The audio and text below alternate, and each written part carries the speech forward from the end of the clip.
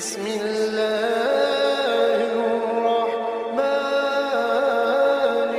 الرحيم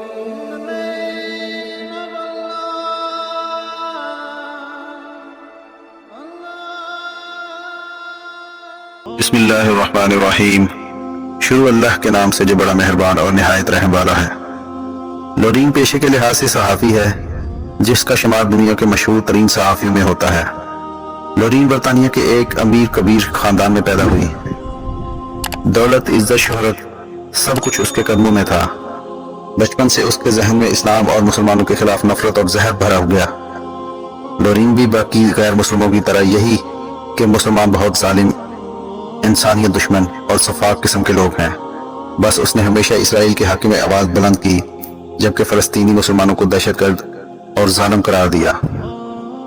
لیکن ایک دن لورین کو اللہ تعالیٰ نے وہ حقیقت دکھائی اس کے بارے میں شاید اس نے کبھی سوچا بھی نہیں تھا۔ دوستو، اپنے اسلام قبول کرنے کے حوالے سے لورین بتاتی ہیں، میں نے اسلام مسلمانوں کی محبت اور دوستی میں قبول نہیں کیا۔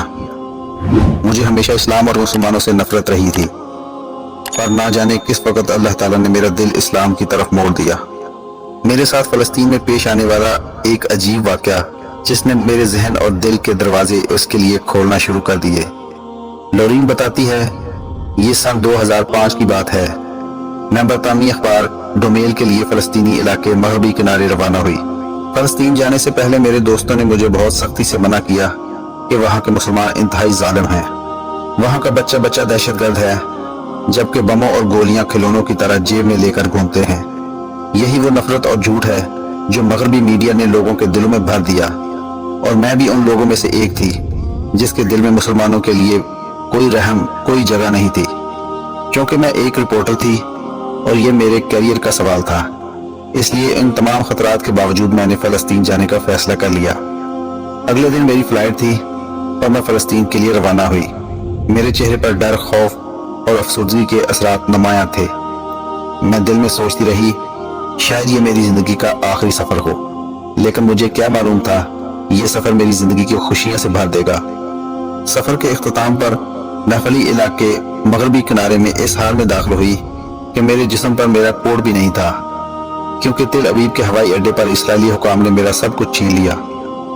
اسرائیلی فورسز نے میرے سارے کپڑے اتار کر میری تلاشی لی اور جان بوجھ کر تقریباً آدھے گھنٹے تک مجھے ننگا ایک چھوٹے سے کمرے میں بٹھا دیا۔ جبکہ حیرانگی کی بات یہ ہے کہ ان کو معلوم بھی تھا کہ میں ایک برطانوی اعلیٰ درجے کی صحافی ہوں، جبکہ یہ سارا غیر اخلاقی عمل اسرائیلی حکام جان بوجھ کر میرے ساتھ کرتے رہے۔ میں نے ساری زندگی جن کے حق میں آواز بلند کی، ان کا رویہ دیکھ کر مجھے شدید تکلیف ہوئی۔ اس کے بعد میں فلسطینی مغربی کنارے میں داخل ہوئی۔ اس علاقے میں شدید سردی تھی، چونکہ میرا سوٹ کیس اور ضروری سامان اسرائیلی حکام نے اپنے قبضے میں لے لیا تھا۔ علاقے میں شدید سردی تھی۔ اسی دوران اچانک ایک فلسطینی خاتون نے میرا ہاتھ تھام لیا اور تیزی سے عربی زبان میں کچھ بڑبڑاتے ہوئے مجھے ایک تنگ گلی کی طرف لے گئی۔ سب سے پہلے میرے ذہن میں جس خدشے نے جنم لیا وہ یہ تھا کہ فلسطینی عورت کے ہاتھوں اغوا ہو چکی ہوں۔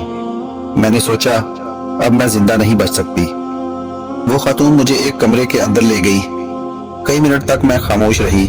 خاتون الماری میں کچھ تلاش کرتے ہوئے مسلسل میری طرف دیکھتی رہی۔ میں نے سوچا شاید وہ چھری یا کوئی اور دوسرا آلہ قتل ڈھونڈ رہی ہے، لیکن میری حیرت کی انتہا اس وقت نہ رہی جب اس نے الماری سے حجاب اور ٹوپی نکال کر میری طرف کی اور مجھے اشارے سے کہنے لگی، اسے پہن لو۔ یہ منظر دیکھ کر میں کس قدر حیران ہوئی اس کو میں الفاظ میں بیان نہیں کر سکتی۔ وہ بوڑھی خاتون انتہائی شفیق اور محبت بھری نظروں سے میری طرف دیکھتی رہی۔ پھر اس کے بعد اس نے مجھے ہاتھ کے اشارے سے کچھ کہا اور گرما گرم چائے 2 منٹ میں تیار کر کے لے آئیں۔ مجھے سمجھ میں نہیں آ رہا تھا یہ حقیقت ہے یا خواب۔ کیا یہ وہی ظالم اور سفاک لوگ ہیں؟ او میرے خدایا، یہ میں کیا دیکھ رہی ہوں؟ چائے پینے کے بعد وہ خاتون مجھے اس گلی میں چھوڑ کر آئی جہاں سے وہ مجھے اپنے گھر لے گئی تھی۔ اس عورت نے مجھے انتہائی گرم جوشی سے بوسہ دیا اور واپس چلی گئی۔ حیرت کی بات یہ ہے اس سارے عمل کے دوران ہمارے درمیان ایک لفظ کا بھی تبادلہ نہیں ہوا، کیونکہ مجھے عربی اور اس کو انگریزی زبان کی سمجھ نہیں۔ اس واقعے کے بعد میرا دل پگھلنے لگا۔ میں شدید تذبذب کا شکار تھی۔ جن لوگوں کو میں ساری زندگی سپورٹ کرتی رہی انہوں نے مجھے ننگا کیا، اور جن سے میں ساری زندگی نفرت کرتی رہی انہوں نے میرے جسم کو ڈھانپا۔ मेरी बेहतरीन मेहमान नवाजी की और बिना कोई लफ्ज़ कहे वो मोहब्बत दी जिसकी मिसाल दुनिया में कहीं नहीं मिलती। ये सखावत और प्याजी की एक जिंदा और बेहतरीन मिसाल थी, जबकि इसके बाद मुझे वहां रहते हुए बारहा और कई मौकों पर इस बात का तजर्बा हुआ। हमारे मगरबी मुआशरे में रूहानी गर्मजोशी का ऐसा मुजाहरा कहीं देखने को नहीं मिलता।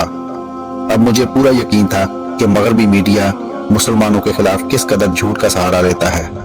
मीडिया पर मुसलमानों के खिलाफ जो बकवास और प्रोपेगेंडा किया जाता है, हकीकत उससे बिल्कुल और सरासर मुख्तलिफ है। 3 वर्षों में मुझे फलस्तीन के मुख्तलिफ इलाकों में जाने का इत्तफाक हुआ, लेकिन किसी मुसलमान की वजह से मुझे कोई तकलीफ नहीं पहुंची, बल्कि वो मेरे साथ इंतहाई इज्जत और एहतराम के साथ पेश आते रहे।